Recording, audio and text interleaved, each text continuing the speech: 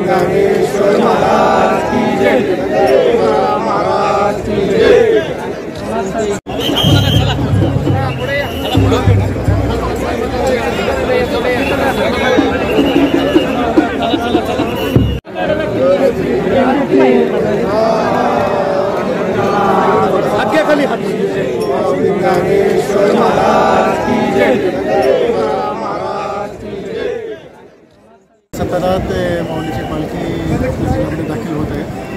त्याच्याबद्दल मागची 2-3 महिन्यापासून शासनाने खूप मेहनत घेतलेली आहे। यावेळी आपण पाहतो आहे की जे लाईनीसोबत पालखीसोबत जे श्रद्धाळू आलेले आहेत त्याची संख्यासुद्धा मागच्यापेक्षा जास्त आहे आणि ते गृहीत धरून प्रशासनाने सर्व तयारी केली होती। त्याच्यामध्ये महत्त्वाची 4-5 तयारी असतात। लोकांची पिण्याची पाण्याची व्यवस्था, शौचालयाची व्यवस्था, स्वच्छताची व्यवस्था, आरोग्याची व्यवस्था आणि ज्या ठिकाणी ते मुक्काम करतात त्या ठिकाणी सर्व सोयी उपलब्ध करून देतात। त्याच्याबद्दल सर्व यंत्रणामध्ये चांगल्या पद्धतीने कॉर्पोरेशन झालं।